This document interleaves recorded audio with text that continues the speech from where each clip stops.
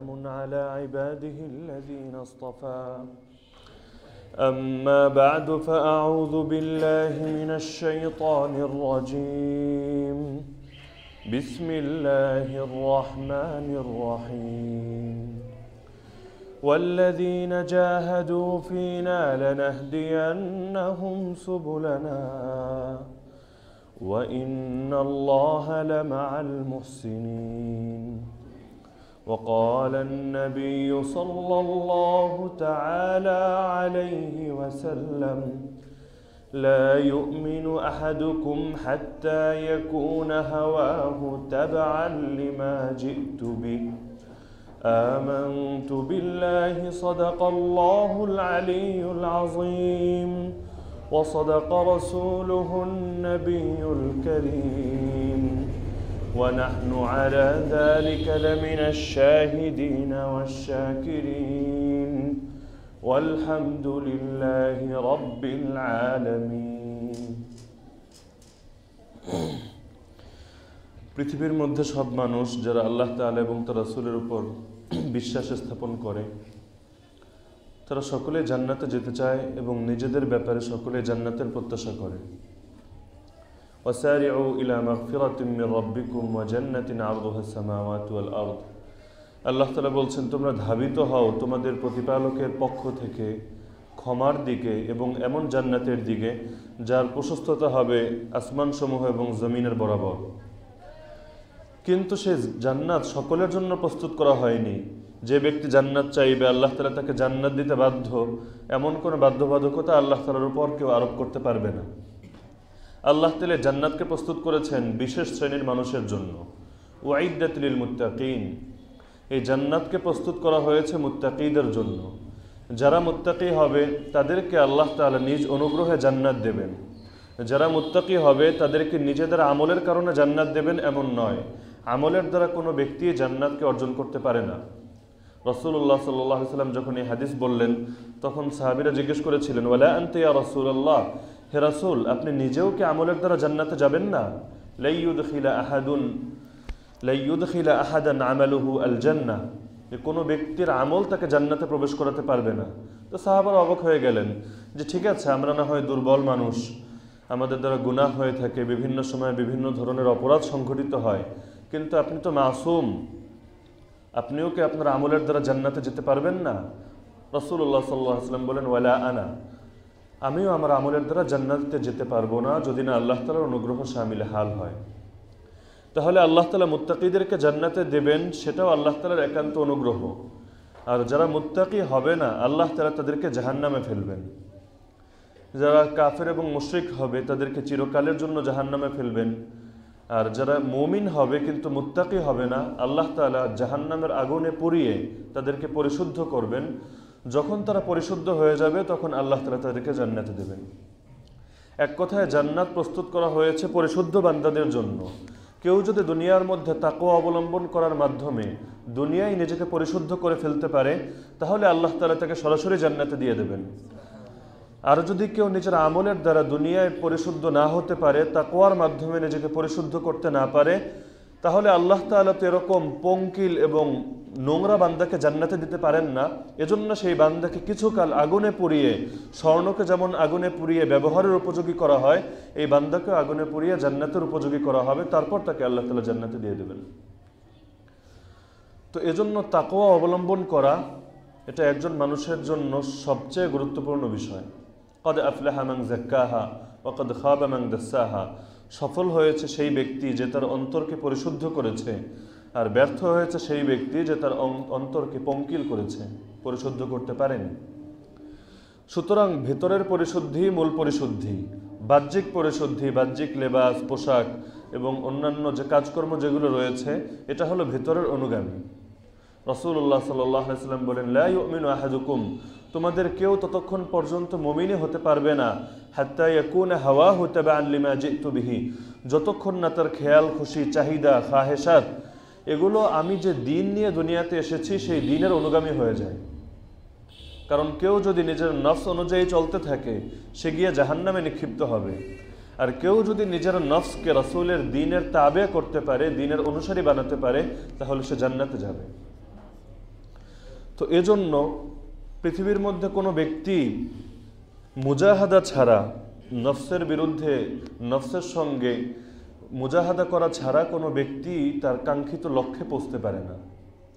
আল্লাহ তাআলা কোরআনের মধ্যেই বলছেন যে মুত্তাকীদের জন্য জান্নাতকে প্রস্তুত করেছেন, কিন্তু তাকওয়া কিভাবে অর্জন করব সেটাও তো আল্লাহর কাছ থেকে শিখতে হবে। আল্লাহ তাআলা সেই পন্থাও শিখিয়ে দিচ্ছেন। ইয়া আইয়ুহাল্লাযীনা আমানুত্তাকুল্লাহ ওয়া কুনু মা'আস সাদিকিন। কয়েকটা পরামর্শ দিয়েছেন। এক নম্বর পরামর্শ যে হে মুমিন বান্দারা, ইত্তাকুল্লাহ, তোমরা আল্লাহ তাআলাকে ভয় করো, আল্লাহ তাআলার তাকওয়া অর্জন করো। কিভাবে তাকওয়া অর্জন করবে? মাজারে মাজারে ঘুরিয়ে তুমি ভেবেছো তাকওয়া অর্জন করে ফেলবে? ইয়া নবী সালাম আলাইকা 2 দিন পাঠ করে ভেবেছো তাকওয়া অর্জন করে ফেলবে? জশ্নে জুলুসে বের হয়ে একদিন সে রাসূলকে স্মরণ করবে বছরে নির্ধারিত একটা দিনে, আর তাকওয়া এসে যাবে। তাকওয়া অর্জন করার জন্য মাপকাঠি রয়েছে, সেটা অনুসরণ করো, তাহলে তাকওয়া আসবে। তাকওয়া আসার পন্থা, আমি যেই পন্থা বলবো সেই পন্থায় তাকওয়া আসবে, তোমার মন গড়া পন্থায় তাকওয়া আসবে না। পন্থা কি? ওয়া কুনু মা'আস সাদিকিন, তোমরা সাদিকিনের সঙ্গে থাকো। যদি সাদিকিন বান্দাদের সঙ্গে থাকো তাহলে সৎসঙ্গে স্বর্গবাস, অসৎসঙ্গে সর্বনাশ। তো সৎসঙ্গ যদি তুমি গ্রহণ করতে পারো তাহলে তুমি মুত্তাকি হতে পারবে। সাদিকিন কারা? সাদিকিনের তাফসীর হলো মুত্তাকিন। কুনু মা'আস সাদিকিন ইয়ানি কুনু মা'আল মুত্তাকিন আই খালিতুহুম বিহি, যে তোমরা মুত্তাকিদের সঙ্গে থাকো। তুমি তাকওয়া অর্জন করতে চাও, তুমি মুত্তাকির সঙ্গে থাকো। তুমি ডাক্তার হতে চাও, ডাক্তারের পেছনে পেছনে ঘোরো। ইঞ্জিনিয়ার হতে চাও তো প্রকৌশল বিদ্যায় যিনি দক্ষ তার পেছনে যাও। প্রত্যেক জিনিস, প্রত্যেকটা ফন, প্রত্যেকটা শাস্ত্র অর্জন করার জন্য সেই শাস্ত্রে যারা পণ্ডিত তাদের কাছে যেতে হবে। তো আমি অর্জন করতে চাই আল্লাহ তাআলার তাকওয়া, আমি আল্লাহকে পেতে চাই, তো আল্লাহওয়ালার সঙ্গ আমাকে অবলম্বন করতে হবে। আল্লাহকে যদি পেতে চাই আল্লাহওয়ালার সঙ্গ অবলম্বন করতে হবে। আমি আমার আকলের ঘোড়া দৌড়িয়ে আর আমি আমার নফসের পূজা করে তো আল্লাহকে পাবো না। নকশে কদমে নবী পে হ্যায় জন্নত কে রাস্তে, আল্লাহ সে মিলাতে হ্যায় সুন্নত কে রাস্তে। রাসূলুল্লাহ সাল্লাল্লাহু আলাইহি ওয়াসাল্লামের যে নকশে কদম, সেই নকশে কদমকে যদি আমি অনুসরণ করি, সেই নকশে কদম হলো জান্নাতের রাস্তা। আল্লাহ তাআলার সঙ্গে আমাকে মিলাতে পারে রাসূলের তরিকা, রাসূলের সুন্নাহ এবং রাসূলের আদর্শ। তো কুনু মা'আল মুত্তাকিন। তো সাদিকিনের তাফসীর যে মুত্তাকিন করা হচ্ছে, এই তাফসীরও কোরআনের মধ্যেই আছে। উলাইকাল্লাযীনা সাদাকু ওয়া উলাইকা হুমুল মুত্তাকুন, তারাই হলো সত্যবাদী আর তারাই হলো মুত্তাকি। তো যারা মুত্তাকি কোরআনের ভাষায় তারাই সাদিক। কোরআনের মধ্যে আমরা জানি যে 4 শ্রেণীর মানুষকে আল্লাহ তাআলা নিয়ামতপ্রাপ্ত বান্দা বলে উল্লেখ করেছেন। যেই 4 শ্রেণীর মধ্যে 2 নম্বরে ছিল সিদ্দিক, মিনান নাবিয়্যিন ওয়াস সিদ্দিকিন ওয়াস শুহাদা। সিদ্দিকের মাকাম এটা শহীদের থেকে উপরে বর্ণনা করা হচ্ছে। শহীদ বলা হচ্ছে 3 নম্বরে, সিদ্দিক বলা হচ্ছে 2 নম্বরে, 1 নম্বরে হলেন নবীরা। তার মানে সিদ্দিকের মাকাম শহীদের থেকেও বেশি। কিন্তু সিদ্দিক হওয়ার জন্য 2টো ধাপ। 1 নম্বর হলো ঈমান তার ভেতরে এমনভাবে প্রবেশ করেছে যে ঈমানের নূরের মাধ্যমেই সে পরিপূর্ণ ইসলামের সবগুলো বিধানকে অন্তরের প্রশান্তির সঙ্গে গ্রহণ করে নিয়েছে। যেমনিভাবে সিদ্দিক আকবর রাদিয়াল্লাহু তাআলা আনহু, যখন মক্কার মুশরিকরা এসে তাকে তুচ্ছ তাচ্ছিল্যের সঙ্গে বলা শুরু করলো, এতকাল তো সেই নবী মুহাম্মদের অনুসরণ করেছো, ভালো কথা, এখন দেখো তোমার নবী কত পাগলামিপূর্ণ কথা বলছে। এক রাত্রের মধ্যে তিনি নাকি সেই মসজিদে হারাম থেকে মসজিদে আকসা ইসরা করেছেন, এরপর মসজিদে আকসা থেকে সেই সপ্ত আসমানের উপরে মেরাজে গমন করেছেন, আবার সেই একই রাতের মধ্যে আবার মসজিদে হারামে ফিরে এসেছেন। এ তো পাগলামিপূর্ণ কথা। আবার স্বপ্নে দেখেছেন তাও না, শরীরে মেরাজ হয়েছে। তো সিদ্দিক আকবর রাদিয়াল্লাহু আনহু জিজ্ঞেস করলেন, বাস্তবেই কি নবী এই কথা বলেছেন? তো তারা বলল, হ্যাঁ, বাস্তবেই তিনি এই কথা বলেছেন। তো সিদ্দিক আকবর রাদিয়াল্লাহু আনহু বলেন, যদি বাস্তবেই তিনি এই কথা বলে থাকেন তাহলে আমি তার এই কথাকে বিশ্বাস করি, কারণ এর থেকে বড় জিনিসও তো আমি তার থেকে বিশ্বাস করি। তিনি যখন আমাদেরকে সেই আসমানের উপরে সংবাদ দেন যে আল্লাহ তাআলা এই বিধান দিয়েছেন, আল্লাহ তাআলা এই ওহী অবতীর্ণ করেছেন, তো এত বড় বড় বিষয়গুলো যখন এতকাল থেকে বিশ্বাস করে আসছি, তখন এটা তো খুব সামান্য ব্যাপার যে আল্লাহ তাআলা এক রাত্রের কিছু সময়ে তাকে সেই মেরাজ নিয়ে গিয়েছিলেন। তো এটা হলো সিদ্দিকের মাকাম। তার ঈমানের হালত এমন যে শরীয়তের কোনো বিষয়ে তার অন্তরের মধ্যে সামান্য সংশয়, সামান্য সন্দেহ, সামান্য আপত্তি কোনো কিছুই জাগে না, বরং যখন সে জানতে পারে এটা ইসলামের বিধান, সঙ্গে সঙ্গে সেই বিধানের সামনে নিজেকে সমর্পণ করে দেয়। আসলামতু লিরাব্বিল আলামিন, রব্বুল আলামিনের সামনে আমি নিজেকে সঁপে দিলাম। কোনো বিধান, সেই বিধান যদি নিজের বিরুদ্ধেও যায়, সেই বিধান যদি নিজের কাছে অপছন্দনীয় হয়, তারপরও যখন তাকে বলা হবে তোমার উপর এই বিধান ফরজ, কুতিবা আলাইকুমুল কিতাল ওয়া হুয়া কুরহুন লাকুম, তোমাদের উপর কিতাল ফরজ করা হয়েছে, এটা তোমাদের কাছে অপছন্দনীয়, কিন্তু যতই অপছন্দনীয় হোক না কেন সিদ্দিক যিনি হবেন তিনি বলবেন লাব্বাইক। এটা হলো সিদ্দিকের মাকাম। সিদ্দিকের 2 নম্বর মারহালা হলো তার জিন্দগির একটা নিঃশ্বাস পরিমাণ সময়ও গুনাহের মধ্যে কাটবে না। যখন থেকে ইসলাম মানার জন্য তিনি বাধ্য হয়েছেন, মুকাল্লাফ হয়েছেন, বালেগ হয়েছেন, আকেল হয়েছেন, তখন থেকে শুরু করে মৃত্যু পর্যন্ত নিঃশ্বাস পরিমাণ সময় গুনাহের মধ্যে কাটবে না। এটা হলো সিদ্দিক। কারো কারো মনে হতে পারে যে সিদ্দিকের মারহালা, সিদ্দিকের পথ আর শহীদের পথ মনে হয় আলাদা। সিদ্দিকের স্টেপ এটা হলো 2 নম্বর, আর শহীদ এটা হলো 3 নম্বর। তো সিদ্দিক মনে হয় আলাদা বিষয়, শহীদ মনে হয় আলাদা বিষয়। কিন্তু বলাই তো হলো যে সিদ্দিক হলো সেই ব্যক্তি যার নিঃশ্বাস পরিমাণ সময় গুনাহের মধ্যে কাটে না। কোনো ব্যক্তি যদি ফরজ ছেড়ে দেয় তো সেই ব্যক্তি কি গুনাহের মধ্যে থাকে না সওয়াবের মধ্যে থাকে?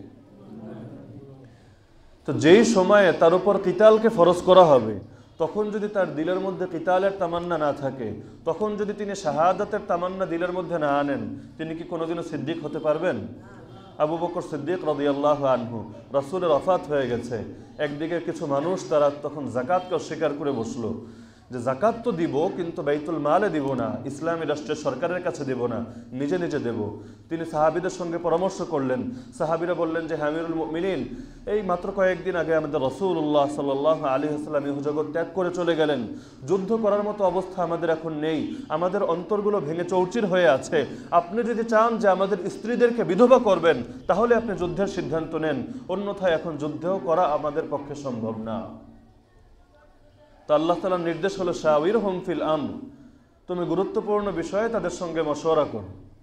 তো মশওয়ারা করা যারা জিম্মাদার হবে, খলিফাতুল মুসলিমিন, আমিরুল মুমিনিন যারা হবে, তাদের জন্য জরুরি হলো পরামর্শ করতে হবে। আল্লাহ তাআলার নির্দেশ, পরামর্শ করেছেন, কিন্তু পরামর্শ করার পর কি হবে সেটাও আল্লাহ বলে দিচ্ছেন, ফাইদা আযামতা ফাতাওয়াক্কাল আলাল্লাহ, তোমার দায়িত্ব পরামর্শ করা, কিন্তু পরামর্শ করার পর যেটাকে মুনাসিব মনে করবে সেটা তুমি সিদ্ধান্ত নেবে, যদিও সেটা পরামর্শের খেলাফ হয়।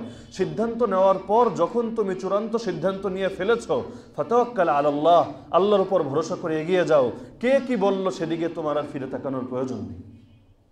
কার পরামর্শ পক্ষে গেল, কার পরামর্শ বিপক্ষে গেল, দেখার প্রয়োজন নেই। ফাইদা আযামতা ফাতাওয়াক্কাল আলাল্লাহ। সিদ্দিক আকবর রাদিয়াল্লাহু আনহু বললেন, আমার জিম্মাদারি ছিল পরামর্শ করা, আমি পরামর্শ করেছি, কিন্তু আমি হলাম আমিরুল মুমিনিন। সবাই যদি যুদ্ধ ছেড়ে দেয়, তারপরও আমি আমিরুল মুমিনিনের জন্য জায়েজ নেই আমি যুদ্ধ ছেড়ে দেব, আমাকে একাকী হলেও লড়ে যেতে হবে। সুতরাং এই যাকাত অস্বীকারীদের বিরুদ্ধে আমি সিদ্দিক আকবর একা লড়াই করে যাব, যদিও আমার সঙ্গ কেউ না দেয়। যখন তার ঈমানের এই চেতনা দেখলেন, তো সাহাবায়ে কেরামের শরহে সদর হয়ে গেল, তারাও তখন সিদ্দিক আকবরের ডাকে সাড়া দিয়ে বসলেন। ফামান ইউরিদিল্লাহু আন ইয়াহদিয়াহু ইয়াশরাহ সাদরাহু লিল ইসলাম ওয়া মান ইউরিদ আন ইউদিল্লাহু ইয়াজআলহু দায়িকান হারাজা কাআন্নামা ইয়াসআদু ফিস সামা। আল্লাহ যাকে হেদায়েত দিতে চান তার অন্তরকে আল্লাহ তাআলা তার বক্ষকে উন্মোচিত করে দেন। এজন্য আমরা দোয়া করি, রব্বি ইশরাহ লি সাদরি, হে আমার রব আপনি আমার বক্ষকে উন্মোচিত করে দিন। কারণ আল্লাহ যাকে হেদায়েত দিতে চান তার অন্তরকে প্রশান্ত করেন, তার বক্ষকে উন্মোচিত করেন। আর আল্লাহ যাকে হেদায়েত দিতে চান না তার অন্তরকে তিনি সংকীর্ণ করে দেন, তখন তার মধ্যে সত্য কথা প্রবেশ করে না। তো সিদ্দিকের মারহালা, তো সিদ্দিক এটা সাদিক শব্দ থেকে এসেছে, অকুনু মা সাদিকিন, যে তোমরা তাকওয়া অর্জন করতে চাও, তো তাকওয়া অর্জন করতে চাইলে তোমরা মুত্তাকি বান্দাদের সঙ্গে থাকো, সিদ্দিক পেলে সিদ্দিকের সঙ্গে থাকো, সাদিকিনদের সঙ্গে থাকো, তাহলে তুমি তাকওয়া অর্জন করতে পারবে। থানবী রাহমাতুল্লাহি আলাইহি বলেন, একজন বেনামাজি, তার দিলের মধ্যে নামাজ পড়ার আগ্রহ নেই, তুমি তাকে নামাজি বানাতে চাও, 10 জন নামাজের মধ্যে তাকে রেখে দাও এবং এই শর্ত আরোপ করে দাও যে আগামী অনেক দিন পর্যন্ত, দীর্ঘদিন পর্যন্ত কোনো বেনামাজির সঙ্গে সে মিশবে না, শুধুমাত্র নামাজিদের মধ্যে থাকবে। কিছুদিন পর তুমি দেখবে সে নামাজি হয়ে গেছে। তো পরিবেশের প্রভাব, যার কারণে দেখা যায় অনেক মানুষ আগে সন্ত্রাসী কার্যক্রম করত, নেশা করত, বিভিন্ন খারাপ কাজের মধ্যে লিপ্ত ছিল, কিছুদিন যখন নেক পরিবেশে থাকে, কিছুদিন আল্লাহর রাস্তায় সময় লাগায়, দেখা যায় আমল পরিবর্তন, রাতারাতি পরিবর্তন। এখন তাকে দেখলে মনে হয় বড় মুহাদ্দিস, বড় মুফাসসির, বড় শেখ, কিন্তু একেবারে সাধারণ মানুষ, যার ইলমের আইনও নেই যার ভেতরে।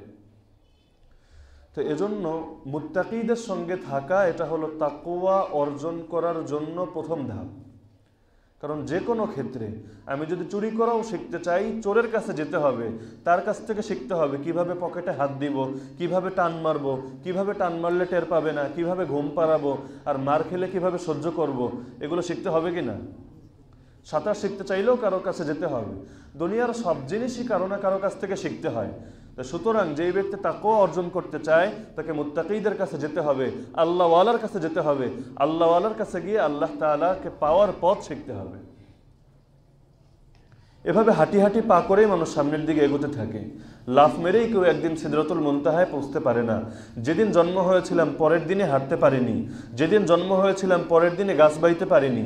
কিন্তু একটা সময় ধীরে ধীরে সব হয়ে যায় যখন সবর করা হয়।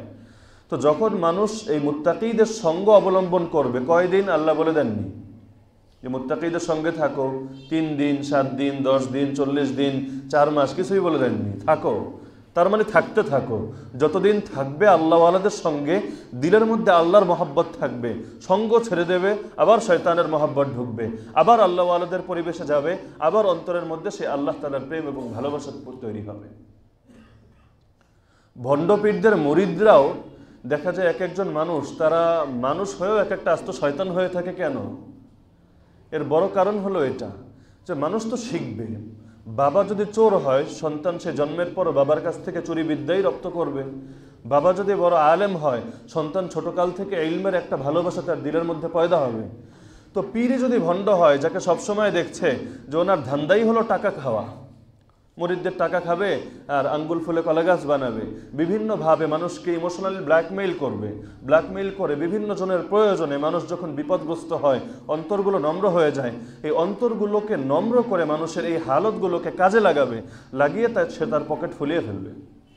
একদিকে রাসূলুল্লাহ সাল্লাল্লাহু আলাইহি ওয়াসাল্লাম, যাকে বলা হচ্ছে হে নবী, আপনি শুধু বলুন আপনার জন্য এই পাহাড়গুলোকে স্বর্ণ বানিয়ে দেওয়া হবে। নবী বলছে এই জীবন আমার পছন্দ না, আমার তো সেই জীবন পছন্দ, একদিন খাবো, আল্লাহর শুকরিয়া আদায় করব, আরেকদিন না খেয়ে থাকবো, আল্লাহর সবর করব। আল্লাহ তাআলা শাকিরের উপরও সন্তুষ্ট, আল্লাহ তাআলা সাবিরের উপরও সন্তুষ্ট। আমি যখন শুকরের হালতে আল্লাহর প্রশংসা করব, আল্লাহ আমার মাকাম বাড়াবেন, তার থেকে বেশি মাকাম বাড়াবেন যখন আমি না খেয়ে থাকবো আর আল্লাহ তাআলা সবর করব, ইন্না লিল্লাহি ওয়া ইন্না ইলাইহি রাজিউন পাঠ করব। তো নববী আদর্শ তো ছিল এটা। আর এখনের আদর্শ হয়ে গেছে, তুমি তোমার প্রয়োজন পূরণ করতে চাও, এত টাকা নিয়ে আসো, আগে টাকা তারপর কথা। এখান থেকেই বোঝা যায় যে কে হলো আল্লাহওয়ালা, কেউ হলো নবীর নকশা কদমের উপর আছে, আর কার ধান্দা হলো তার দুনিয়াকে উপার্জন করা, ধর্মের সাইনবোর্ড ব্যবহার করা, সহজে বললে ধর্ম ব্যবসা। তো এজন্য ইত্তাকুল্লাহ, আল্লাহ তাআলা তাকওয়া অর্জন করার জন্য প্রথম ধাপ হলো কুনু মা'আস সাদিকিন, তোমরা মুত্তাকিদের সঙ্গে থাকো। কেউ যদি মুত্তাকিদের সঙ্গ ছাড়া আল্লাহ তাআলার তাকওয়া অর্জন করতে চায়, হতে পারে সে সঠিক পথ পেয়ে যাবে, আবার হতে পারে সে ভ্রান্ত হয়ে যাবে। মুহাম্মদ ইবনে সিরিন রাহমাতুল্লাহ আলাইহি বলেন, সহিহ মুসলিমের ভূমিকার মধ্যে ইমাম মুসলিম রাহমাতুল্লাহ আলাইহি এই বর্ণনা সংকলিত করেছেন কয়েকটা সনদে। ইন্না হাযাল ইলমা দীনুন ফানজুরু আম্মান তা'খুযুনা দীনাকুম। এই ইলম হলো দ্বীন, এই ইলম এটা দুনিয়া না। এই ইলম বলতে কোন ইলম? কোরআনের ইলম, হাদিসের ইলম, ওহীর ইলম। এই ইলম এমনি ইলম মানে তো জ্ঞান, দুনিয়া সবগুলোই তো ইলম। সায়েন্স সেটাও ইলম, অঙ্ক যদি কেউ শেখে সেটাও তো ইলম, সবই ইলম। এখানে সে ইলম না, ইন্না হাযাল ইলমা ওহীর ইলম। উনি বিশেষভাবে বলছেন হাদিস শাস্ত্রের ব্যাপারে, ইন্না হাযাল ইলমা দীনুন, এই ইলমটা হলো দ্বীনের অংশ। ফানজুরু আম্মান তা'খুযুনা দীনাকুম, ভালো করে লক্ষ্য করো কার থেকে দিন শিখছো। তুমি তো তোমার ইসলাহের ফিকির করছো, তুমি তো তাকওয়া অর্জনের ফিকির করছো, কিন্তু কোন শাইখের কাছে যাচ্ছ, কোন পীরের কাছে যাচ্ছ, কোন আলেমের কাছে যাচ্ছ, ফানজুরু আগে দেখে নাও। কারণ আন্নাসু আলা দীনি খালিলি ফালিয়ানজুর আহাদুকুম মান ইউখালিল। মানুষ তার খালিল যে হবে, যাকে সে তার মন দেবে, তার আদর্শ তার ভেতরে চলে আসবে। সুতরাং তোমরা যেন এটা ভালো করে লক্ষ্য করো, মান ইউখালিলু, কাকে বন্ধুরূপে গ্রহণ করছো। ভালো মানুষকে বন্ধু বানাবে, তোমার ভেতরে ভালো কাজ করার প্রেরণা জাগবে। খারাপ মানুষকে বন্ধু বানাবে, তোমার ভেতরে খারাপ কাজ করার অনুপ্রেরণা জাগবে। এজন্য শুধু কথা শিখলাম আর আমাকে শুরুতে বলে দেওয়া হলো, এই সবাই শুনে রাখেন, কথা শোনার আগে দিলকে খালি করতে হবে। দিলকে খালি না করলে তাহলে ভিতরে জায়গা হবে না। আগে ভিতরে যা আছে সব বের করতে হবে।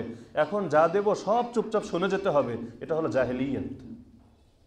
কোরআনের ব্যাপারে আল্লাহ তাআলা বলছেন, আল্লাযীনা ইযা যুকিরু বিআয়াতি রাব্বিহিম লাম ইয়াখিরু আলাইহা সুম্মা ওয়া উমিয়ানা।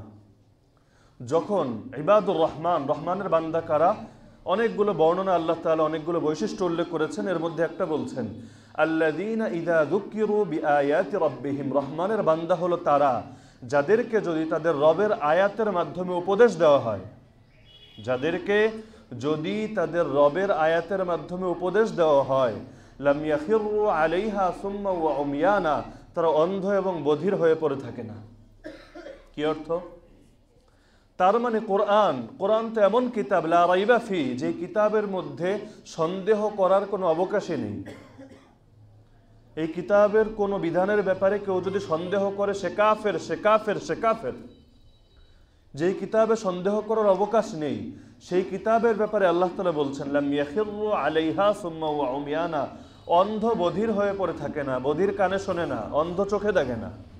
তার মানে তাকে যদি কোরআনের দ্বারা নসিহত করা হয়, কোরআনের দ্বারা ওয়াজ করা হয়, কোরআনের তালিম দেওয়া হয়, কোরআনের বয়ান করা হয়, তাহলে সে সেই আয়াতগুলো তার কান দ্বারা ভেতরে ঢোকায়, সে চোখ দ্বারা সামনে দেখে, এগুলো নিয়ে ভাবে, ভেবে ভেবে এখান থেকে হককে গ্রহণ করে।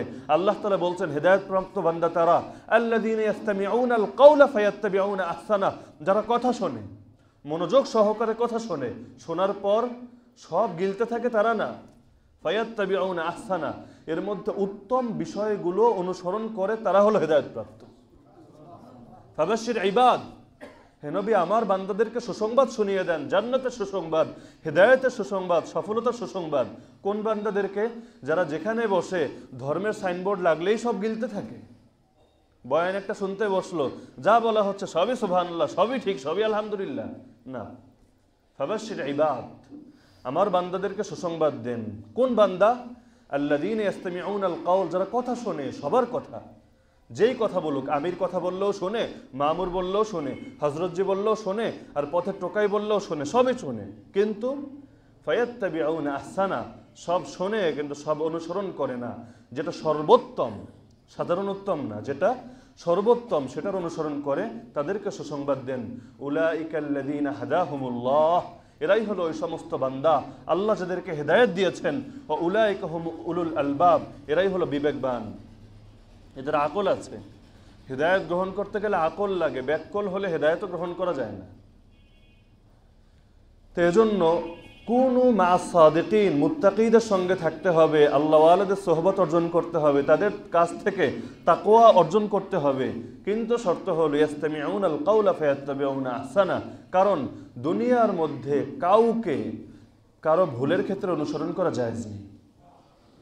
সে যেই হোক না কেন, ভুলের ক্ষেত্রে কাউকে অনুসরণ করা জায়েজ নেই। তাকওয়া অর্জন করার জন্য একটা জরুরি বিষয় হলো আল ইসনাদু মিনাদ-দ্বীন, লাউলাল ইসনাদ লাকালা মান শাআ মা শাআ। ইমাম আব্দুল্লাহ ইবনে মুবারক রাহমাতুল্লাহ আলাইহি বলেন, সনদ, নিসবত, সূত্র পরম্পরা, রাসূলের থেকে যে নিসবত শুরু হয়েছিল একের পর এক, রাসূলের থেকে সাহাবা, সাহাবীদের থেকে তাবেঈন, তাবেঈন, এই নিসবত এটা দ্বীনের অংশ। যদি এই নিসবত না থাকতো, লাকালা মান শাআ মা শাআ, যার যা ইচ্ছা তাই বলতো, যা ইচ্ছা মুখে যা আসতো তাই বলতো। কারণ মুখে আসতে গেলে তখন তো আর হেদায়েতের জরুরত নেই, মুখে আসে যেটা আসলো। একবার মনে হলো যে রাসূলকে যদি নূর বলি, রাসূলের মর্যাদা মনে হয় বেড়ে যাবে, তাই বলে দিল রাসূল হলো মাটি না, রাসূল হলো নূরের তৈরি। মর্যাদা কেমনে বাড়ে? কথা হলো মাটি তো হালকা জিনিস, মাটি তো পায়ের নিচে থাকে, আর নূর তো আলো তো উপরে থাকে। অথচ কোরআনের দ্বারা বোঝা যাচ্ছে ফেরেশতারা নূরের তৈরি নাকি মাটির তৈরি? ফেরেশতারা নূরের তৈরি, আর মানুষ হলো মাটির তৈরি। আল্লাহ তাআলা জান্নাতে প্রবেশ করাবেন ফেরেশতাদেরকে। মর্যাদা বেশি কাদের? জিবরিল আমিনের মর্যাদা বেশি না মুহাম্মদুর রাসূলুল্লাহর মর্যাদা বেশি? নবীকে যদি নূর বলা হয় মর্যাদা বাড়ে না কমে? কমে। নবী নূর, অবশ্যই নূর, নূর আলো অর্থে তিনি হেদায়েতের নূর, কিন্তু তাকে বানানো হয়েছে মাটির দ্বারা। যদি বলা হয় তাকে মাটির দ্বারা বানানো হয়নি, তাকে বানানো হয়েছে নূরের দ্বারা, তাহলে নবীর মাকাম কমে। নবীকে তো সেই ফেরেশতার মাকাম দিয়ে দেওয়া হয়, অথচ ফেরেশতার মাকাম মানুষের মাকামের পরে, সাধারণ ফেরেশতার মাকাম সাধারণ আল্লাহওয়ালাদের থেকে নিচে, বিশেষ ফেরেশতাদের মাকাম বিশেষ বান্দা যারা নবীদের থেকে নিচে। আল্লাহ তাআলা জান্নাত তো ফেরেশতাদের জন্য বানাননি, এই নূরওয়ালাদের জন্য বানাননি। নূর নবী বলার দ্বারা মনে হচ্ছে নবীর মাকাম বাড়ছে, আসলে তো কমছে। কিন্তু ওই যে লাকালা মান শাআ মা শাআ, মুখে যা আসবে তাই বলবে, যদি সনদ না থাকে, যদি নিসবত না থাকে। আরেকবার মনে করবে দাঁড়িয়ে সালাম দিলে, দাঁড়িয়ে দুরূদ পড়লে মনে হয় রাসূলের সম্মান বেশি হয়ে যায়, অথচ রাসূল বলবেন না, সেজদা হোক, রুকু হোক, কিয়াম হোক, যে কাজগুলো তোমরা আল্লাহর জন্য করো, তাজিম প্রকাশক যে কাজগুলো, সেগুলো আল্লাহর জন্যই রাখো, এর মধ্যে আমাকে শরীক করো না। তোমরা আমাকে সেজদা দিও না। লা তাত্তাখিযু বাদি কবরি ওয়াসানা ইউবাদ, আমার পর আমার কবরকে মাজার বানিয়ে ফেলো না যে এটার ইবাদত করা শুরু করবে, বানিও না। আমি মনে করছি নবীর কবরে গিয়ে সেজদা দিলে মাকাম বাড়বে, নবী বলছে খবরদার এই কাজটা করো না, যদি করো জাহান্নামে যাবে। তো আল ইসনাদু মিনাদ দ্বীন, এজন্য নিসবত, সহি নিসবত, এই নিসবতটা দ্বীনের অংশ। লাউলাল ইসনাদু লাকালা মান শাআ মা শাআ, এই নিসবত যদি না থাকতো যার যা ইচ্ছা তা বলতো। এজন্য দেখা যায় কোনো একটা হাদিস, উদাহরণস্বরূপ সেই হাদিসটা ইমাম ইবনে মাজাহ তার কিতাবে সংকলন করলেন, রাসূলের 200-300 বছর পরের মানুষ। তো তিনি রাসূল থেকে সরাসরি শোনেননি, তিনি শুনেছেন তার উস্তাদের থেকে, তিনি তার উস্তাদের থেকে, তিনি তার উস্তাদের থেকে, এভাবে গিয়ে রাসূল।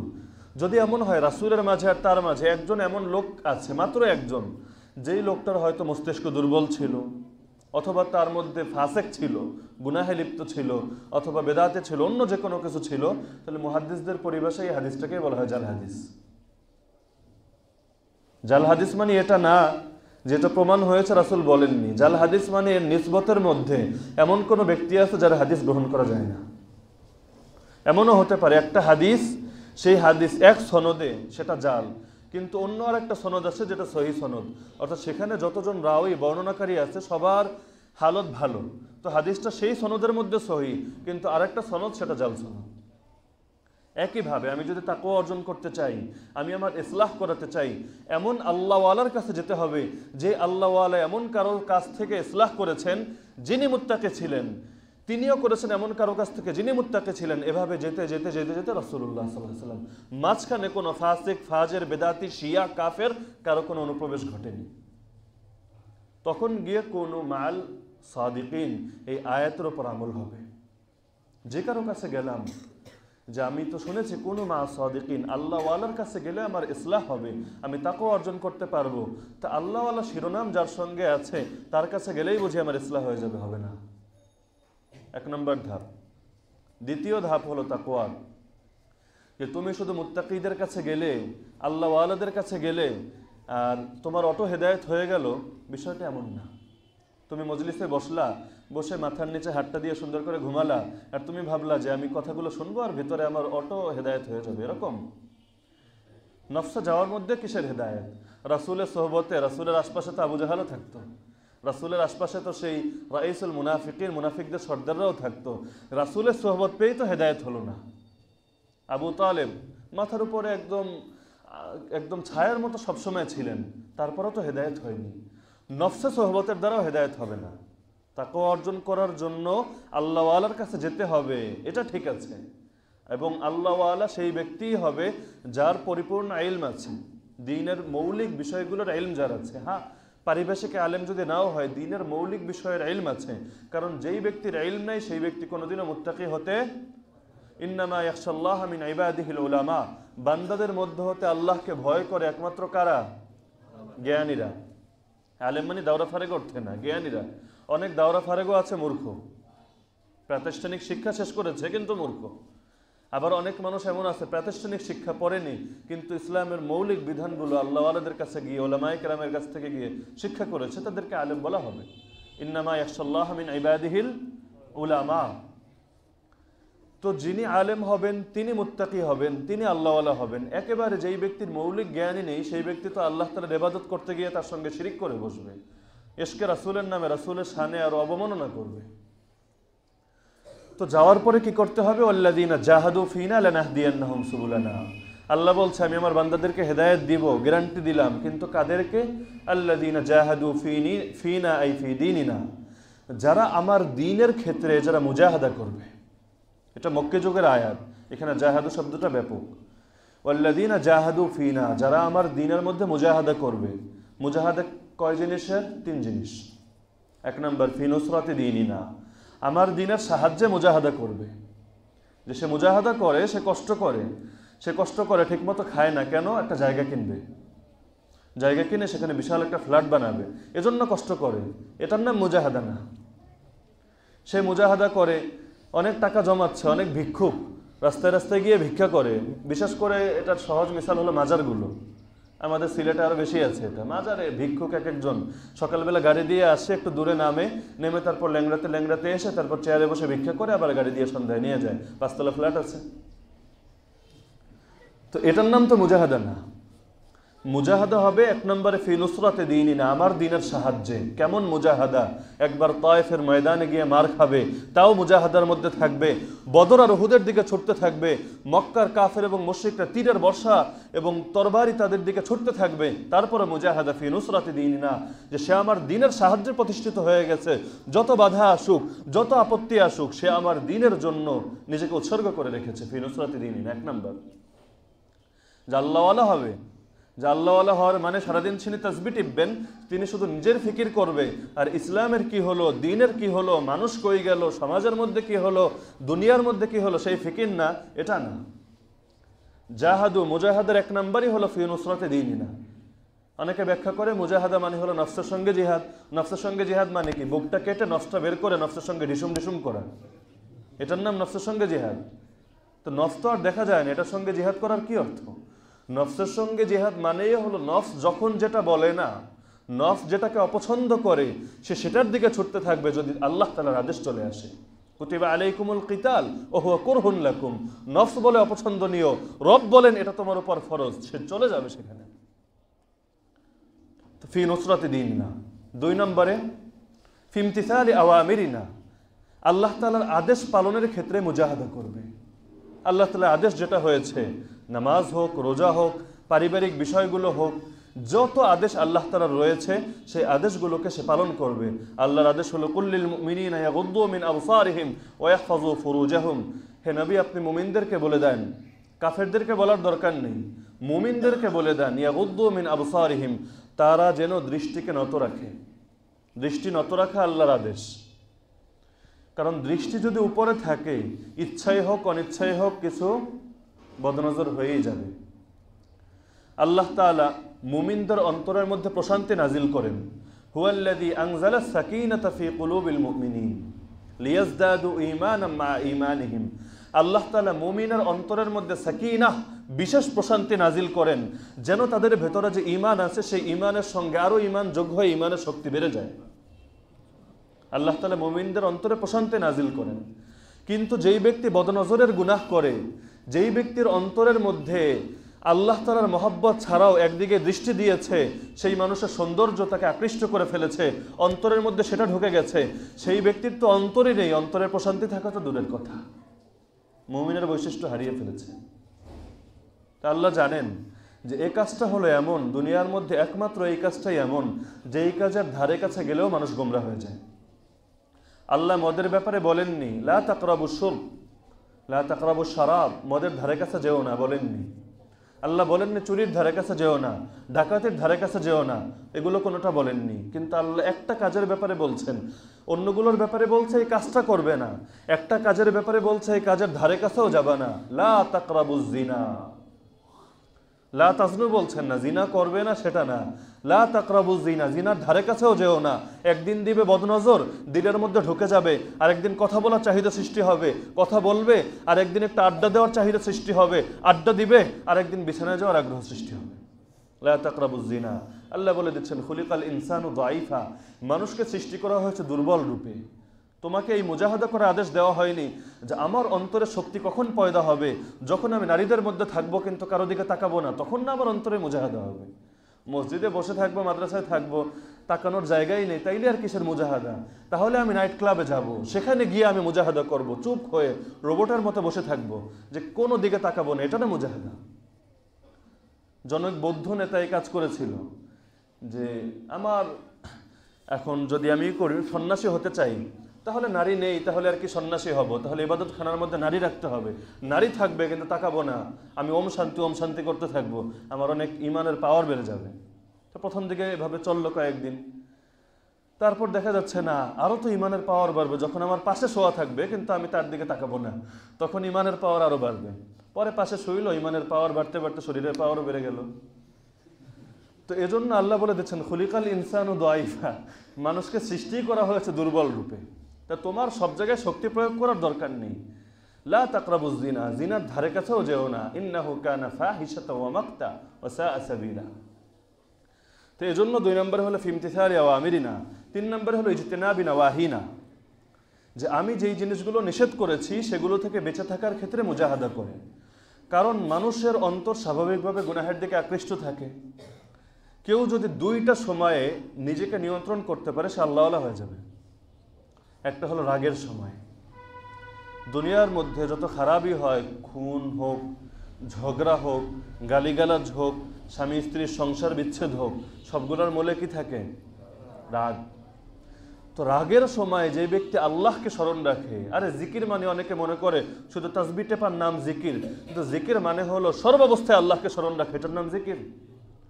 সর্বাবস্থায় মানে নামাজে দাঁড়ালে তো আল্লাহ স্মরণ থাকবেই, পীরের কাছে গেলে, হক্কানি ওলামায়ে কেরামের মজলিসে বসলে তো আল্লাহ স্মরণ থাকবে, এটা না।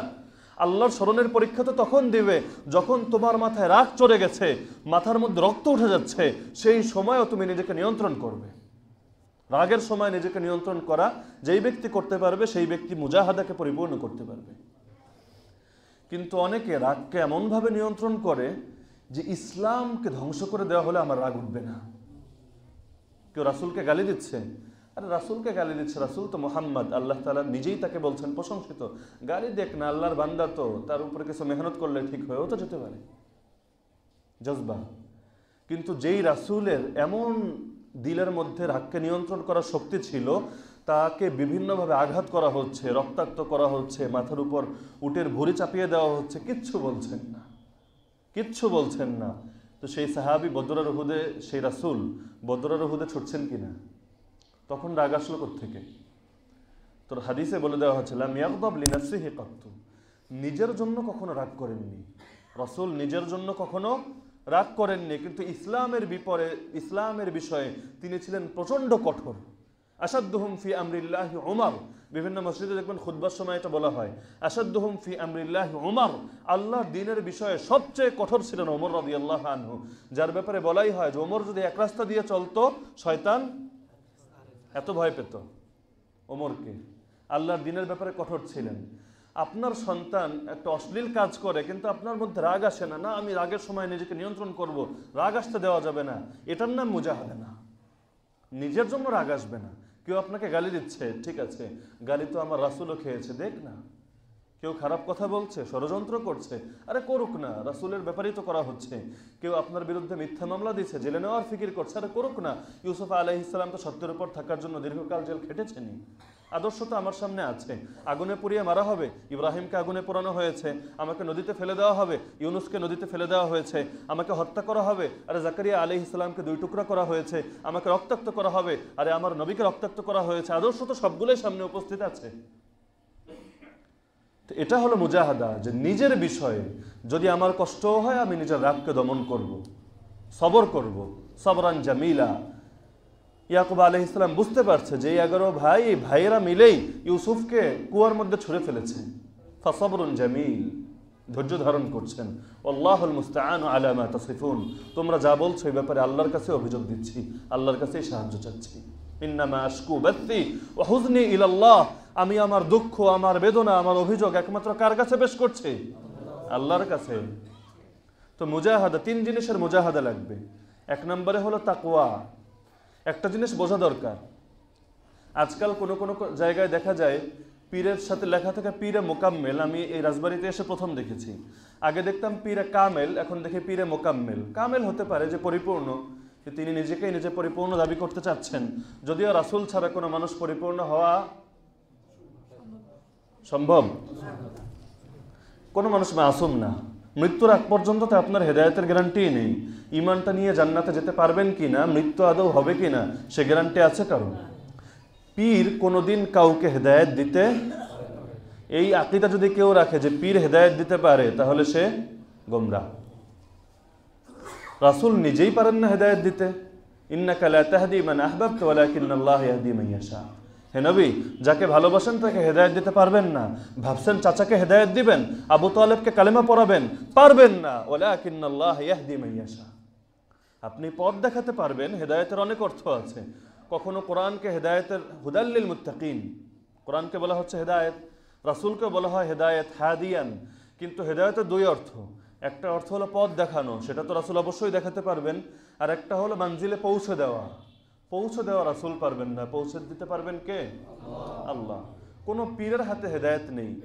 আজকাল তো পীররা, ভণ্ড পীরের কাছে বড় লোকদের আনাগোনা বেশি থাকে কেন? একসময় ফিকির করলাম যে মানে হক্কানি পীরদের কাছে দেখা যায় বেশি হলো গরিব মানুষরা। নবীদের অনুসারী বেশি হতো কারা? মক্কার মুশরিকদেরকে বা বিভিন্ন যুগে মালা যারা থাকতো, নেতৃবর্গ যারা থাকতো, তাদেরকে দাওয়াত দিলে তারা বলতো আনাত্তাবিউক ওয়াত্তাবাআকাল আরযালুন, আর তোমার অনুসরণ আমরা করব। তোমার অনুসরণ তো করেই সমাজের নিম্ন শ্রেণীরা, সমাজের এই গরিব নিম্নবিত্ত, তারা দেখে তোমার অনুসরণ করে। তোমার অনুসরণ আমরা কিভাবে করবো? আমাদের একটা প্রেস্টিজ আছে না? তো দেখা যায় হক্কানি যারা আছে তাদের কাছে গরিবদের আনাগোনা থাকে বেশি, আর বড় লোক যারা আছে তারা দেখা যায় ভণ্ডপীরদের এখানে আস্তানার মধ্যে আনাগোনা বেশি। বছরে লাখ লাখ টাকা ঢালছে, কোটি কোটি টাকা ঢালছে, পীরকে সন্তুষ্ট করছে, মাজারে মানুষের খাওয়া দাওয়ার ব্যবস্থা করছে। কেন? বড় একটা কারণ হলো সেই পীররা জান্নাতে যাওয়ার গ্যারান্টি দিয়ে দেয়। বছরে একদিন আসবা, এত টাকা দিবা, এই কাজ করবা, তাহলে তোমার আর নামাজ পড়তে হবে না, রোজা রাখতে হবে না, বাইরের পর্দাও লাগবে না। মনের পর্দা বড় পর্দা, বাইরের পর্দা লাগে না। আমরা একদিন গাছতে বের হলাম উত্তরায়, তো একজন মুরব্বী দাওয়াত দিলাম, লম্বা সময় চুপচাপ শুনলো। শোনার পর শেষে বললাম মসজিদে আসেন, মসজিদে দিনের কথা হচ্ছে। এবার শুরু করলো মুখ খোলা, দিনের কথা তো অনেক কইলেন, রাইতের কথা কইবেন কবে?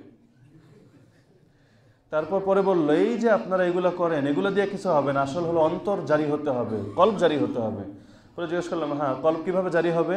কলব জারি গেলে বাবার কাছে যেতে হবে, নইলে কলব জারি হবে না। এরকম কিছু মানুষের ফিকিরে আছে একটা, যা করি না করি একটা সময় গিয়ে বাবার সেখানে একটু নজরানা দিয়ে আসবো। কিছু কিছু জায়গায় প্রচারই করা হয় আন্তধর্মীয় ইবাদত, আন্তধর্মীয় প্রার্থনা, সকলের জন্য উন্মুক্ত। আমার বাবা এমন বাবা, এই বাবা মানে আপন বাবা না, এমন বাবা যার কাছে এসে কেউ নিরাশ হয় না, হিন্দুরাও আসে, খ্রিস্টানরাও আসে। কি যেন গর্বের বিষয়। কোনো মানুষ ইসলামের উপর পরিপূর্ণ উঠবে আর পৃথিবীর কাফের এবং মুশরিকরা তার বিরুদ্ধে অবস্থান নেবে না, তাকে শত্রু মনে করবে না, সে শত্রুতার শিকার হবে না, মানুষের গালিগালাজ খাবে না, কোনো দিনও হবে না। আল্লাহ নিজেই বলে দিচ্ছেন লান তারদা আনকাল ইয়াহুদ ওয়ালান নাসারা। হে নবী, এই ইহুদি নাসারা কোনো দিনও আপনার উপর সন্তুষ্ট হবে না, কোনো দিনও হবে না। হ্যাঁ, হাত্তা তাত্তাবিআ মিল্লাতাহুম, যদি আপনি তাদের আদর্শকে ফলো করেন, ধর্ম গ্রহণ করার কথা বলা হচ্ছে না, আপনি তাদের আদর্শকে গ্রহণ করে নেন, তাদের যে আদর্শ হোক সেটা সেকুলারিজম, হোক সেটা সোশ্যালিজম আর ডেমোক্রেসি, যাই হোক না কেন, ওদের আদর্শ গ্রহণ করে নেন, ব্যাস ওরা সন্তুষ্ট হয়ে যাবে। ওদের আদর্শকে বাদ দিয়ে আপনি পরিপূর্ণ ইসলামের কথা বলেন, তাহলে ওদের আসল রূপ প্রকাশ পাবে। তো এজন্যই এটা একটা জরুরি বিষয় হলো যে মুজাহাদা করতে হবে তিন জিনিসের, দ্বীনের সাহায্য, আল্লাহর আদেশ পালন, আল্লাহ তাআলার নিষেধ বর্জন। এই তিন জিনিসের মুজাহাদা যখন হবে, আল্লাহ বলছেন লানাহদিয়ান্নাহুম সুবুলানা, আমি এই সমস্ত বান্দাদেরকে আমার পথ দেখিয়ে দিব। সুবুলা সাইরি ইলাইনা ওয়াল উসুল ইলাইনা ওয়া ইন্নাল্লাহা লামাআল মুহসিনিন, নিশ্চয়ই আল্লাহ তাআলা মুহসিনিনের সঙ্গে রয়েছেন। মুহসিনিনের তাফসীরও করা হয়েছে মুখলিসিন, ইখলাসওয়ালা তারাই যারা মুজাহাদা করে। যারা মুজাহাদা করে না তাদের কোনো ইখলাস নেই। যে তিনি সহি নিয়তে নাস্তিকদের মজলিসে যান, তিনি ইস্তেখারা করে নাস্তিকদের মজলিসে যান, এটা হলো গর্বের বিষয়। কিন্তু বাস্তবতা হলো যে ইখলাসওয়ালা তারাই হবে যারা মুজাহাদা করবে ফি নুসরাতি দীনিনা ওয়া ইমতিসালি আওয়ামিরিনা ওয়া ইজতিনাবি নাওয়াহিনা। তো এজন্য আল্লাহ তাআলা জান্নাত প্রস্তুত করছেন মুত্তাকীদের জন্য। মুত্তাকী হবে সেই ব্যক্তি যার ভেতরে তাকওয়া থাকবে। তাকওয়া অর্জন করার এক নম্বর মাধ্যমে বলে দিলেন কুনু মা সাদিকিন, মুত্তাকীদের সঙ্গে সঙ্গে থাকো, মুত্তাকীদের সঙ্গে থাকো। সঙ্গ যদি অবলম্বন না করো তাহলে তোমার ভেতরে তাকওয়া পরিপূর্ণ আসবে না। তো যেটা বলছিলাম যে পীর হেদায়েত দেয় না, পীরের কাছে গেলে ইসলাম মানার একটা জজবা পয়দা হয়, অন্তরের শক্তির জন্য যাওয়া হয়, আর কিছু না। এই বিষয়টা ক্লিয়ার থাকা দরকার অনেকের। নফসে মজলিসের মধ্যে যাওয়াই হেদায়েতের কারণ না। শুধু আজ মাহফিলে গেলাম আর শুনলাম হেদায়েত হয়ে গেল, এমন না। সেখানে যাওয়ার দ্বারা অন্তরের মধ্যে স্পৃহা সৃষ্টি হয়, জজবা পয়দা হয়। সেই জজবাকে কাজে লাগিয়ে, ফাজাইলকে কাজে লাগিয়ে কেউ যদি মাসাইল নিজের মধ্যে আনে, সে হেদায়েতের উপর উঠবে। জন্য মোকাম্মেল হওয়ার সুযোগ নেই। এজন্য তিনি জজবা পয়দা করে দিতে পারবেন। এটা হতে পারে যে গুনাহ, মানুষের দ্বারা গুনাহ হতেই থাকবে, তো এই গুনাহের চেতনা যেন ভেতরে দুর্বল হয়ে যায়, আর অন্য চেতনা, দিন মানার চেতনা যেন ভেতরে এসে যায়, এজন্য তাদের কাছে যাওয়া। আর একটা বিষয় বোঝা দরকার, তওবা করলে গুনাহ মাফ হয়, এটা তো আমরা সবাই জানি। কিন্তু তওবা করলে অভ্যাস পরিবর্তন হয় না। নফস অনেক খারাপ জিনিস। কোনো মানুষ একটা গুনাহ জীবনে একবার করেছিল, তওবা করেছে, গুনাহ মাফ হয়ে গেছে, কিন্তু নফস যে কোনো সময়ে সুযোগ পেলে তাকে আবার সেই গুনাহে আক্রান্ত করবে। অভ্যাস যাবে না, আদত সহজে পরিবর্তন হয় না। পাহাড় পরিবর্তন হয়ে যায়, পাহাড় জায়গা থেকে সরতে পারে, কিন্তু মানুষের অভ্যাস পরিবর্তন হয় না। হ্যাঁ, এই অভ্যাসের ক্ষেত্রে একটা মূলনীতি আছে, ইজালা হয় না, লেকিন ইমালা হয়। ইজালা আর ইমালা মানে কি? ইজালা মানে এটাকে দূর করা যায় না, কিন্তু এটার কেবলা, এটার মুখকে পরিবর্তন করা যায়। যেমন ওমর রাদিয়াল্লাহু আনহু, রাগী মানুষ, কেমন রাগ যে রাসূলকে নিজের হাতে হত্যা করার জন্য ছুটে যাচ্ছেন, এতটা রাগী মানুষ। ইসলাম গ্রহণ করার পর রাগ কিন্তু যায়নি, রাগটা যাওয়া সম্ভব না, এটা তো অভ্যাস, এটা যাবে না। কিন্তু কি হয়েছে, রাগের মোড় পরিবর্তন হয়ে গিয়েছে। আগে ছিল ইসলামের বিরুদ্ধে, এখন চলে গিয়েছে কুফরি পরাশক্তির বিরুদ্ধে। এটা হওয়া সম্ভব। তো অভ্যাসটা পরিবর্তন মানে একেবারে আমি ওইটাকে উল্টে দিব, সেটা হবে না। প্রেমের রোগ আছে কারো, তো যেই ব্যক্তি প্রেমিক, সেই প্রেমিকের ভেতর থেকে প্রেম বের হবে না, কোনোদিনও বের হবে না। যদি তাকে ক্ষেত্র পরিবর্তন করে দেওয়া হয় যে তার প্রেমিকা এখন বিয়ে হয়ে গেছে, আরেক প্রেমিকের দিকে ছুটবে, যাবে না। এটা কখন যাবে, যে তার এই এশকে মাজাজিকে যদি সে এশকে হাকিকে রূপান্তরিত করতে পারে। এই দুনিয়ার মানুষদের প্রেম, এই সামান্য কিছুকাল যারা বাঁচবে, কিছুকাল পর মাটির মধ্যে হারিয়ে যাবে, এই মানুষের প্রেমকে সে যদি আল্লাহর দিকে ঘুরিয়ে দিতে পারে, তাহলে তার মাকাম অনেক উপরে উঠে যাবে, যেটা সাধারণ মানুষ হয়তো সেই পর্যায়ে সহজে যেতে পারবে না। কারণ প্রেমের চেতনা তার ভেতরে আছে, শুধু কেবলা পরিবর্তন হবে, সহজে আল্লাহর প্রেম চলে আসবে। আর যার ভেতরে প্রেম নেই, তাকে নতুন করে প্রেম সৃষ্টি করতে হবে, এটা কঠিন, ওইটা সহজ। নজর, আগে নজর যেত খারাপ দিকে, নজরের রোগটা পরিবর্তন করে দিবে। যে এখন আল্লাহ ওয়ালাদেরকে দেখতে মনে চায়, তাদেরকে দেখলে ভালো লাগে, তাদের কথা শুনলে অন্তর প্রশান্ত হয়, তাহলে সে তো সেই ব্যক্তি হবে যাদের ব্যাপারে আল্লাহ বলছেন ইন্নামাল মুমিনুন, মুমিন তো তারা, ইদা যুকিরাল্লাহ, যখন আল্লাহর কথা স্মরণ করা হয়, ওয়াজিলাত কুলুবুহুম, অন্তর ভীত হয়ে যায়, ওয়া ইদা তুলিয়াত আলাইহিম আয়াতুহু, কোরআনের আয়াত তেলাওয়াত করা হয়, যাদাতহুম ঈমানা, ঈমান বাড়তে থাকে, সেই বান্দা রূপান্তরিত হবে। হ্যাঁ, আমাদের হযরত বলেন, যদি এমন হয় যে কোনো মানুষ সে বদনজরের গুনাহে লিপ্ত, তো স্বাভাবিকভাবে তার নফস তাকে ওদিকে টানতে থাকবে। এখন অভ্যাস তো মৌলিকভাবে পরিবর্তন হয় না, কিন্তু এটাকে দুর্বল করে আনার সুযোগ আছে কিনা। হযরত বললেন, হ্যাঁ। মহিউস সুন্নাহ আবরারুল হক সাহেব রাহিমাহুল্লাহ তিনি বলেছেন, কোনো মানুষ উদাহরণস্বরূপ জীবনে 500 বার বদনজর করেছে।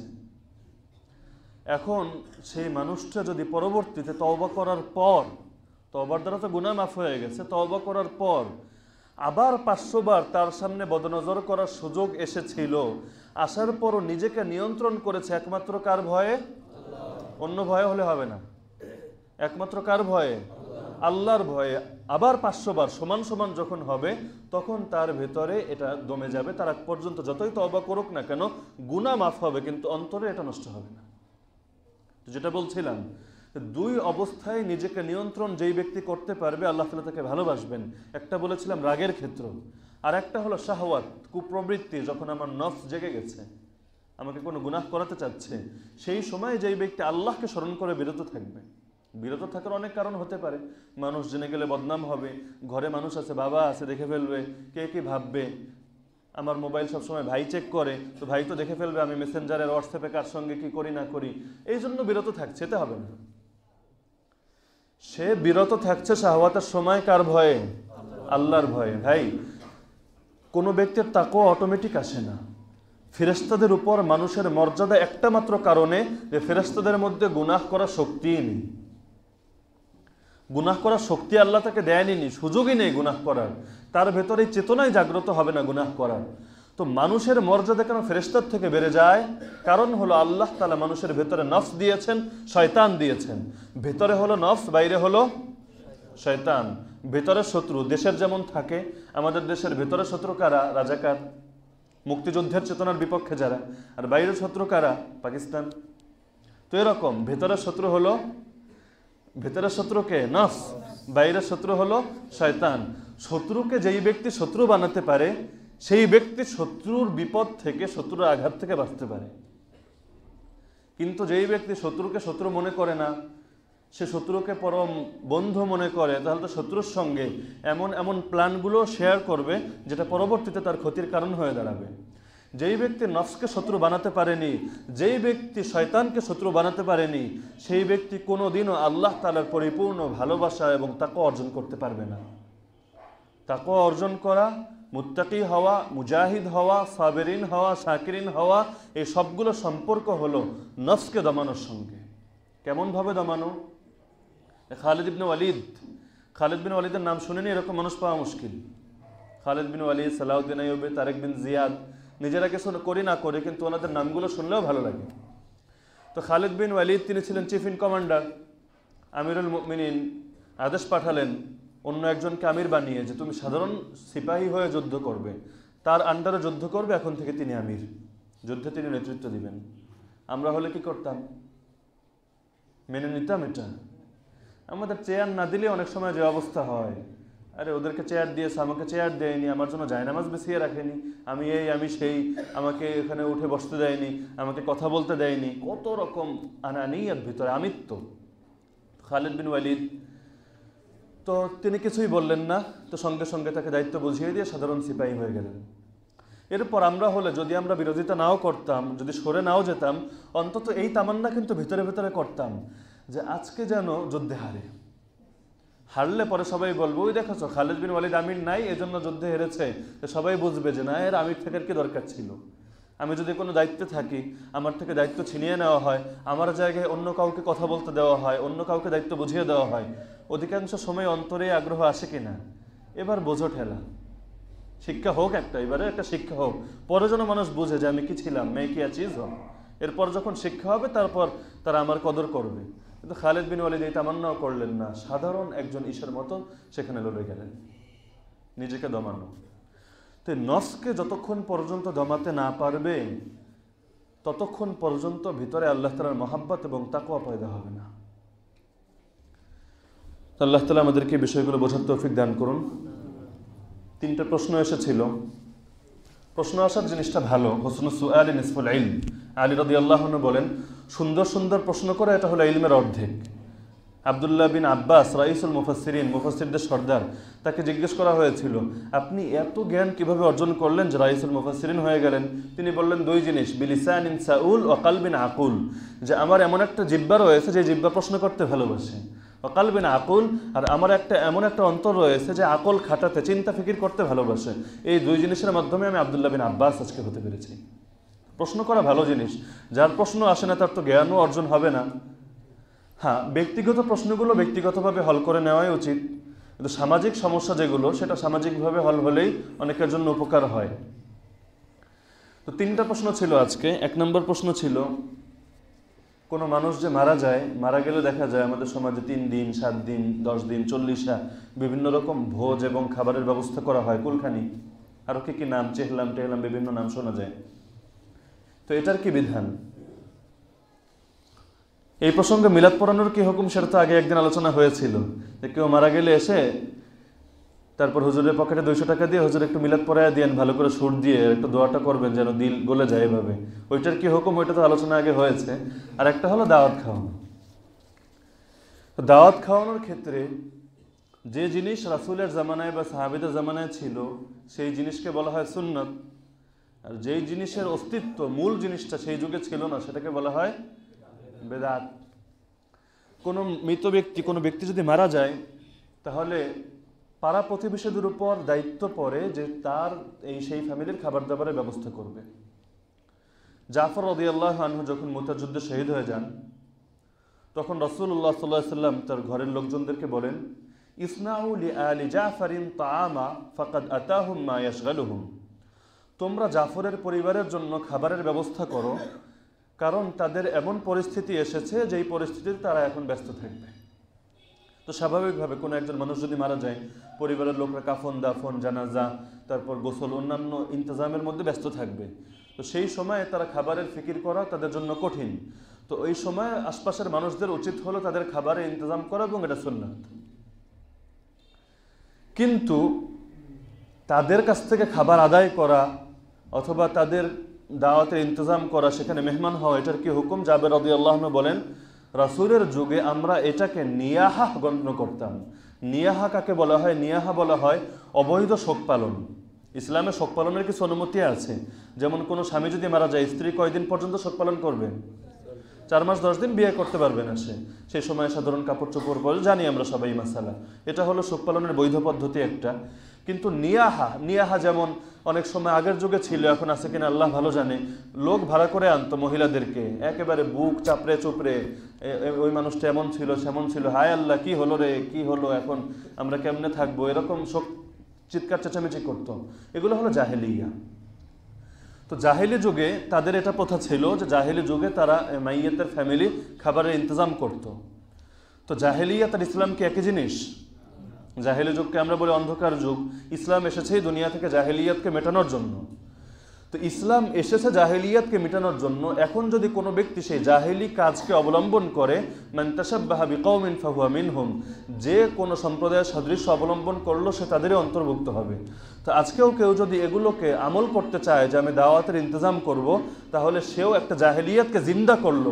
সুন্নতকে জিন্দা করলে যেমন শহীদের সওয়াব পাওয়া যায়, তো জাহেলিয়াতকে জিন্দা করলে আবু জাহেল জিন্দা করার সওয়াবও তো পাওয়া যাবে নাকি? হ্যাঁ, এবার আসে হুকুম কি? একটা তো গেল যে আয়োজন করা যাবে না, বেদাত, নিকৃষ্ট বেদাত, এবং এটা জাহেলিয়াত, ইসলাম এসেছে এগুলোকে মেটানোর জন্য। এবার আসে যে এটার হুকুম কি হবে, যে হারাম না কবিরা গুনাহ না জায়েজ না মাকরুহ না কি? এই মাসালার দুটো ভাগ আছে। সময় একটু বেশি যাচ্ছে। এটার দুটো ভাগ আছে। একটা ভাগ হলো যে মাইয়াত যখন মারা যায় সে সম্পদের মালিক কে থাকে? তার ওয়ারিস যারা হবে সেই ব্যক্তির মালিকানা খতম। এখন ওয়ারিসদের মধ্যে যদি এমন হয় যে এখানে সবাই বালেগ, কেউ নাবালেগ নেই, শিশু নেই, সবাই বালেগ, এবং সবার অনুমতি আছে, মানে অন্তরে সন্তুষ্টির সঙ্গে সবাই অনুমতি দিয়েছে যে এই সম্পদ থেকে, এই অর্থ থেকে তোমরা টাকা পয়সার ব্যবস্থা করো, যদি এমন হয় তাহলে সেটা নাজায়েজ। যদি এমন হয় তাহলে সেটা নাজায়েজ। আচ্ছা, যদি এমন না হয় যে ওয়ারিসদের মধ্যে কিছু আছে নাবালেগ, নাবালেগের তো হুকুম ধর্তব্য হয় না, নাবালেগ অনুমতি দিলেও অনুমতি বিবেচ্য হয় না, অথবা এমন মানুষ আছে সবাই বালেগ, সবাই অন্তর থেকে অনুমতি দেয়নি, না দেওয়াই স্বাভাবিক। তো এখন এটার কি হুকুম? এটার হুকুম এটা হলো হারাম। আগেরটা ছিল নাজায়েজ, এটা হলো হারাম। ওই নাজায়েজটা এটা হলো হারামের থেকে একটু হালকা, এটা হলো বেশি ভারী। তার মানে উভয় অবস্থায় করা যাবে না। বাকি যদি সবার অনুমতি থাকে আর যদি পিচ্ছি বাচ্চা না থাকে, সবার অন্তরে সন্তুষ্টির সঙ্গে অনুমতি দেয়, এটা একটু সাধারণ থাকবে, নাজায়েজ পর্যায়ে থাকবে।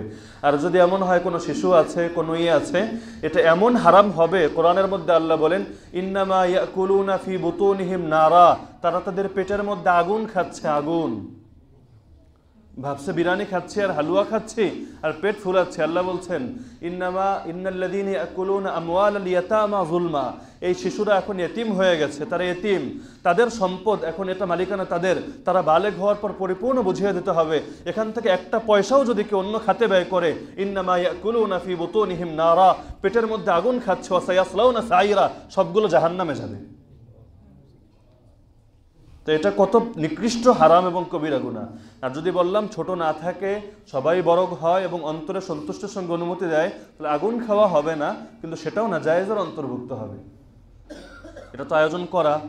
খাওয়ার কি হুকুম? খাওয়ার হুকুমও একই। যদি সেখানে কোনো শিশু না থাকে আর সবাই বড় হয়, অন্তরে সন্তুষ্টির সঙ্গে অনুমতি থাকে, সেটা খাওয়া মাকরুহে তাহরিমি হবে। মাকরুহে তাহরিমি যেটা, সেটাও খাওয়া যায় না, জায়েজের মধ্যেই গণ্য হয়।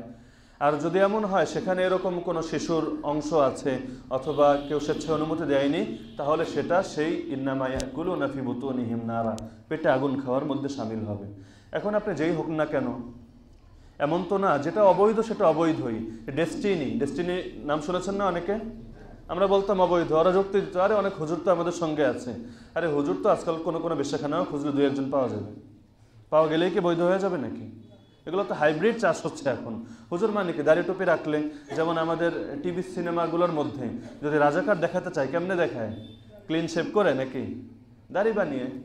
হুজুর মানে তো শুধু লেবাসটা, ভিতরে কে হুজুর আর কে খেজুর এটা তো আল্লাহই তো ভালো জানেন। 2 নম্বর হলো খতনার দাওয়াত। খতনা তো সবাই বুঝি, যেটাকে আমরা অনেকে মুসলমানই বলি। তো খতনার দাওয়াতের কি হুকুম? যে খতনার দাওয়াত রাসূলের যুগে এটার অস্তিত্ব ছিল না। ওসমান ইবনে আবিল আস রাদিয়াল্লাহু আনহু সাহাবী, তাকে দাওয়াত দেওয়া হয়েছিল, ফাআবা আন ইউজিবা, তিনি দাওয়াত গ্রহণ করতে অস্বীকৃতি জানালেন এবং তিনি বললেন, কুন্না লা নাতিল খিতান আলা আহদি রাসূলিল্লাহি সাল্লাল্লাহু আলাইহি ওয়াসাল্লাম ওয়া লাম নুদা লিযালিক, খতনার জন্য রাসূলের যুগে আমাদেরকে দাওয়াত দেওয়া হতো না, আমরা যেতাম না। তবে এটা হলো সাধারণ দাওয়াত। কিছু দাওয়াত হলো বিশেষ দাওয়াত, যেমন অলিমার দাওয়াত, সুন্নাত দাওয়াত, এবং অলিমার দাওয়াত যদি কাউকে দেওয়া হয় তার উচিত হলো দাওয়াত গ্রহণ করা। এছাড়া যে কোনো সময় খাবার দাবারের ইন্তজাম করা, মানুষকে খাওয়ানো, এটা হলো সুন্নাহ। এখন খতনা উপলক্ষে যদি খাওয়ার ইন্তজাম করা হয়, সাধারণ মাসালা, একটা হলো সাধারণ আর একটা হলো বিশেষ ইস্যুতে তার ফতোয়া কী হবে। সাধারণ মাসালা হলো আল মুগনি, হাম্বলি মাযহাবের প্রসিদ্ধ কিতাব, এবং 4 মাযহাবের মুকারনা করে কিতাব লেখা হয়েছে। সেখানে লেখা হয়েছে যে কোনো নেয়ামত প্রসঙ্গে শুকরিয়া আদায় করা, এটা হলো কোরআনের আদেশ। কুল বিফাদলিল্লাহি ওয়া বিরহমাতিহি ফাবিযালিকা ফালিয়াফরাহু, আল্লাহর অনুগ্রহ পেলে তারা যেন খুশি করে। তো যেহেতু এটা একটা নেয়ামত তো অবশ্যই, তো এই নেয়ামত প্রসঙ্গে খুশির ইন্তজাম করা, খুশির প্রকাশ হতে পারে খাওয়া দাওয়া, একটু ভালো খাবার দাবারের ইন্তজাম করা, কিছু মানুষকে খাওয়ানো। তো এটা হলো একটা সাধারণ দাওয়াতের মধ্যে পড়বে, সাধারণ দাওয়াত। আর সাধারণ দাওয়াতের হুকুম হলো মুস্তাহাব। বোঝা যাচ্ছে কথা? তবে এটা বিশেষ কোনো দাওয়াতি ওলিমা টলিমা এরকম সুন্নত ক্যাটাগরিতে পড়বে না, এটা সাধারণ মুস্তাহাব দাওয়াত। অন্য 10টা দাওয়াত যেমন, এই দাওয়াতও থাকবে তেমন। ইমাম আহমদ ইবনে হাম্বল রহমতুল্লাহ আলাইকে খতনার দাওয়াত দেওয়া হয়েছিল, তিনি দাওয়াত গ্রহণ করেছিলেন। এবং আল মুগনির মধ্যে ইবনে কুদামা রহমতুল্লাহ আলাইহি বলেন, হাযা কাউলু মালিকিন ওয়া শাফিঈ ওয়াল ইমাম আবি হানিফা, এটাই হলো ইমাম শাফিঈ, ইমাম মালিক এবং ইমাম আবু হানিফা রহমতুল্লাহ আলাইহির মত। সাধারণ মাসালা এটা, তার মানে মৌলিকভাবে বৈধ, কিন্তু একটা উসুল আছে। ইয়া আইয়ুহাল্লাযীনা আমানু লা তাকুলু রাঈনা ওয়া কুলু উনজুরনা ওয়াসমাউ, এখান থেকে থানবী রাহমাতুল্লাহ আলাইহি উসুল বের করেছেন যে রাই শব্দের 2 অর্থ আরবিতে। একটা অর্থ হলো রাখাল, আর একটা অর্থ হলো আপনি আমাদের উপর লক্ষ্য করুন, আমাদের প্রতি লক্ষ্য করুন। সাহাবীরা রাসূলকে আমাদের দিকে লক্ষ্য করুন এই অর্থে রাঈনা বলতেন। ইয়া রাসূলুল্লাহ রাঈনা, ইয়া রাসূলুল্লাহ রাঈনা, একটু আমাদের দিকে তাকান, একটু নসিহত করেন, এই অর্থে বলতেন। কিন্তু ওই যে আরেকটা অর্থ আছে রাখাল, তো মুনাফিকরা এটা নিয়ে হাসি তামাশা করতো, দেখেছো ওরা মুহাম্মদকে রাখাল বলে। তা আল্লাহ তাআলা আয়াত নাযিল করে দিচ্ছেন, রাঈনা যদিও তোমরা ভালো নিয়তে বলো, ভালো উদ্দেশ্য বলো, মৌলিকভাবে অবৈধ না, কিন্তু তোমরা এই কথা বলো না, কারণ এটাকে অন্যরা কি বানায়? সুযোগ বানায়। এজন্য তোমরা বলবে উনজুরনা। এখান থেকে উসুল বের করেছেন, কোনো কাজ যদি মৌলিকভাবে বৈধ হয় কিন্তু সেটা থেকে মানুষ অবৈধ কোনো জিনিসের সুযোগ নেয়, সেই কাজটাকেও অবৈধ হওয়ার ফতোয়া দেওয়া হবে। আচ্ছা, এবার আপনি মনে করেন খতনার দাওয়াত আপনি ভালোভাবেই করলেন, সেখানে কোনো ওই মানুষের থেকে টাকা পয়সা গ্রহণ করার ব্যবস্থাও রাখলেন না, কোনো গান বাজনা, তারপর নারী পুরুষের মিক্সিং, এগুলোর কোনো ব্যবস্থা রাখলেন না, একদম আপনি শান্তিপূর্ণ পরিবেশে ভালোভাবে ইসলাম সম্মত উপায় করলেন, কাজটা তো মৌলিকভাবে বৈধ হলো। কিন্তু আপনি সমাজের মধ্যে একজন দিনদার মানুষ, যখন অন্য জাহেলরা, মূর্খরা যখন এটা দেখবে, ওরা তো আর ভিতরে অত কিছু জানেও না অথবা অত কিছু বুঝেও না, ওরা এটাকে সুযোগ বানিয়ে তখন সে অবৈধ উপায়ে খতনার দাওয়াতের ইন্তজাম করবে কিনা, টাকা গ্রহণ করার ব্যবস্থা, গান বাজনার ব্যবস্থা, এটা হবে কিনা? তো এজন্য খতনার দাওয়াতের ইন্তজাম না করা উচিত। মূল মাসালা বলে দিলাম ভেঙে, এবং এটা কোন কারণে না করা উচিত সেটাও বলে দিলাম। আশা করি এখানে কারো সমস্যা থাকার কথা না। 3 নম্বর একটা জিজ্ঞাসা ছিল, এই যে মেম্বার বানানো হয়েছে কিসের জন্য? নাকি বাংলা বয়ান করার জন্য? খুতবার জন্য। রাসূলের যুগে তো বাংলা বয়ানের অস্তিত্ব ছিল না, আর ওনারা তো বাংলা জানতেন না যে বাংলা বয়ান করবেন। তো মেম্বার হলো খুতবার জন্য। কিন্তু আজকাল দেখা যায় মেম্বার অনেক সাধারণ কাজে ব্যবহার হয়, গাছের বয়ান, এমনি তাবলিগের বয়ান, এমনিতে আলিম, এমনি যে কোনো জিনিসে মেম্বার ব্যবহার হয় কিনা? না জায়েজ কিছু না, মাকরু টাকরুও কিছু না। তবে মহিউসুন আবরাউল হক রহমতুল্লাহ আলী বলেন, উদাহরণস্বরূপ আপনি একটা মাহফিলের ব্যবস্থা করেছেন, মাহফিলে বক্তার একটা আসন আছে, আর আপনি সভাপতি সাইডে আপনার জন্য একটা আসন আছে। আপনি যদি আপনার আসনে না বসে বক্তার আসনে গিয়ে বসেন, না জায়েজ? কাজটা কি না জায়েজ? মানুষ খারাপ বলবে কি না? কাজ না জায়েজ না, মানুষ খারাপ বলবে, কারণ এটা এই জন্য গঠন করা হয়নি। তার মানে যেই জিনিসকে যেই জন্য বানানো হয়নি সেই জিনিসকে সেই কাজে না লাগানোই উচিত। তাহলে মেম্বার যেহেতু খুতবার জন্য, বয়ানের জন্য না, তাহলে বয়ানের জন্য আলাদা চেয়ার টেবিলের ইন্তজাম থাকা উচিত। এখন বলবেন আপনি বলেন না কেন? আপনি বলবেন না কেন? কারণ এটা তো আমার হাতে না এবং আমার কর্তৃত্বে না, এটা হলো জিম্মাদার যারা, তাদের জিম্মাদারিতে।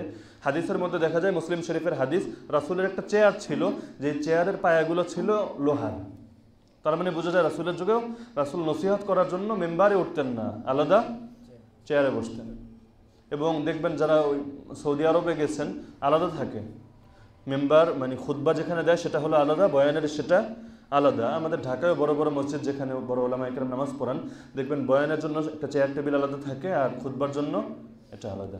বাকি আগেই বললাম যে মাকরু না জায়েজ হারাম কোনো কিছুই না। আল্লাহ তাআলা আমাদেরকে তৌফিক দান করুন।